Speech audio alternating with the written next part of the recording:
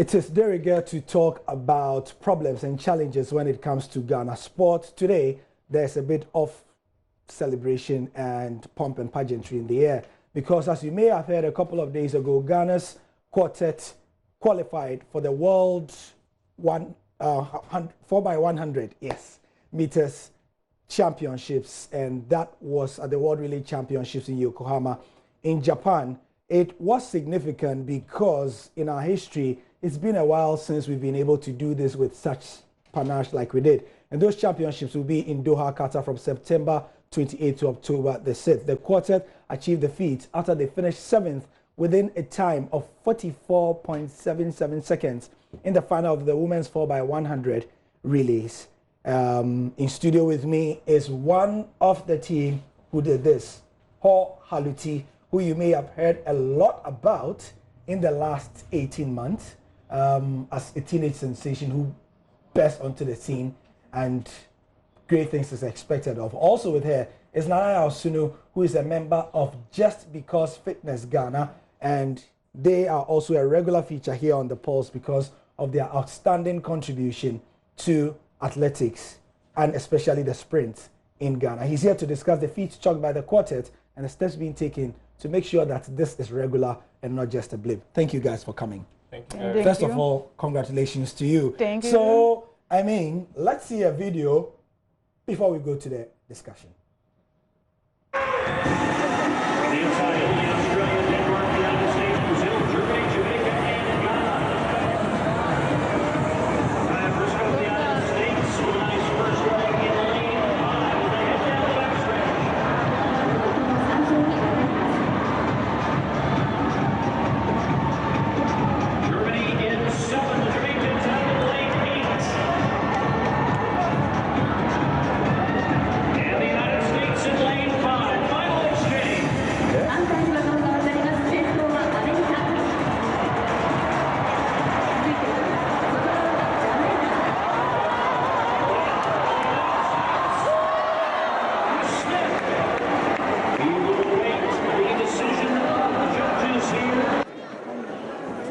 Thank you very much, Pat, because we do now send the American.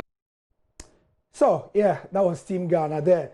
There were a couple of blips that helped us along the way. Nigeria had a problem, France had a problem, Great Britain had a problem. But that is what athletics is about. I take advantage of your weaknesses and I win. So, you were the final, you held the final baton in the final straight. Yeah. How did you feel when you realized that, oh my, these guys have made a mistake and I can do this? How did you feel? Yeah, I'm happy when they make a mistake, but I don't know even check that whether they make a mistake. I have to finish before I know whether they make a mistake. So you realized only after the race? Yeah, I realized after the race. Before, when you are in the track, you have to just concentrate what you are there to do. Fantastic. So tell us a bit about preparations towards Yokohama, because, I mean, you know, and we are also at fault because we don't hype your preparations, but when you do well or don't do well, that is when we make a lot of noise about it. How did you guys prepare for this? Yeah, we prepare for this individual. I train at US, and they also stay at the US, but we do not stay at the same state. But because so what state were you in? I'm in Middle Tennessee. Okay. Yeah. And so the others are Gemma, Flinks, Persis. Where are they?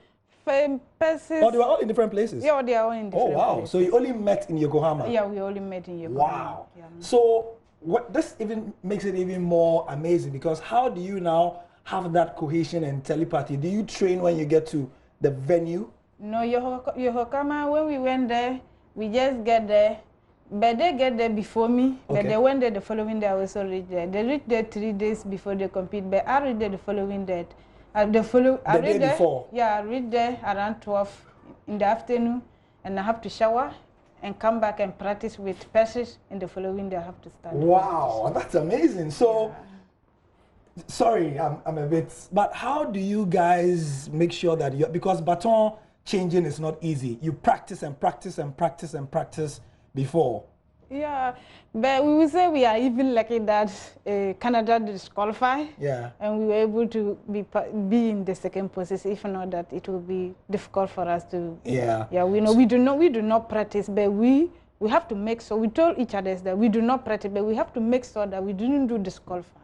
but we have to receive it to the end. Okay, Yeah. so what this means is that regardless of how Ghana finishes in the final in the championships in Doha, we'll be going to the World Athletics Championships, and that is the big deal. All Ghana has to do is to make sure that we don't get disqualified, and that's it, right? Yeah, that's it. Excellent. So let me bring you in, Nanayao. Yes, Gary. Just because fitness has contributed immensely, but remind us of what you are. Are you a government agency? Are you a private agency? How are you so involved in Ghana athletics, and how do you push them so much?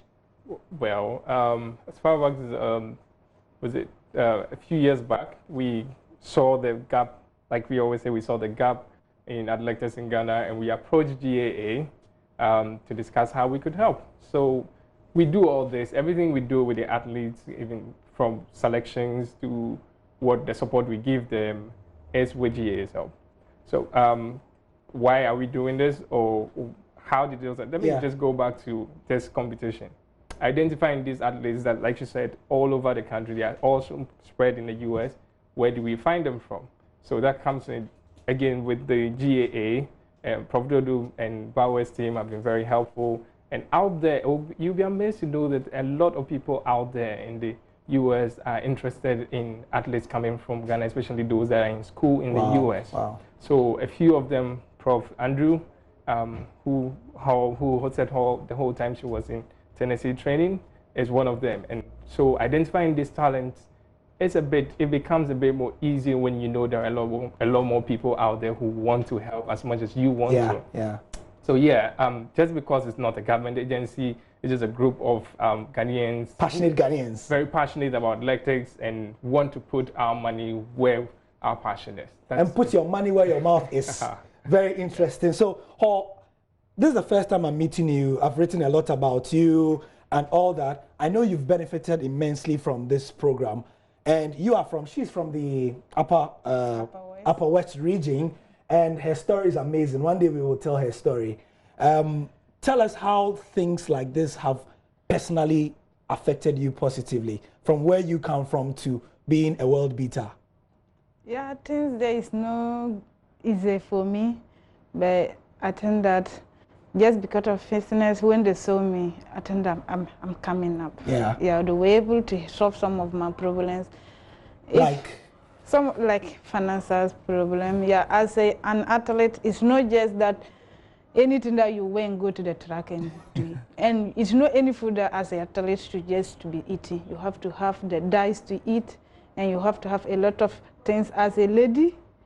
You have a lot of things to do. Yeah, sure. If things that you are supposed to wear and you don't have them, you'll be feeling shy to go to the track. Interesting. Yeah. Unfortunately, we'll look for time and go into this in detail. But what steps are you taking quickly to make sure that this is regular? Okay, so let's go back to Doha Games. Preparation towards the Doha Games. Like she said, they are all over the place. We need to camp them. Getting to camp or getting to event 3 days before then is not the ideal, and you know that. We were very lucky to have gotten through this, and not just lucky, but they are skilled people. That's why they got us through that. But we're looking at camping them, and of course, we are back to fundraising. So anybody out there who wants to support Just Because Fitness, we are widely open to discuss with you. And we want to say thank you to everybody who helped make this possible, paying for their registration to be part of this competition, buying them plane tickets to go to the events, and everyone who contributed to that. We want to say thank you to all our donors. I'm thrilled because for those of you who watch the Pulse religiously, you know that we have group after group coming here. They need support, but here's a private group who are passionate. They don't need any money from government. They just help. And today we've got a Ghanaian team that's qualified for the World Athletics Championship, almost on the cusp, just because private Ghanaians decided to do their bit. So, guys, thank you very much, and we can all just wish you all the best. And as for you, the sky is not even your limit. How old are you now? I'm not 20 years. Yeah, what? 20 20? Yeah. She came out when she was about 18. She's now 20, and she runs faster than a gazelle. And for those who know athletics, they say that she's not even done her fastest times yet. So that's it for the sports. Today's been good. It's been celebration of bad news. Hopefully tomorrow we have more of that. I'm Gary Al Smith.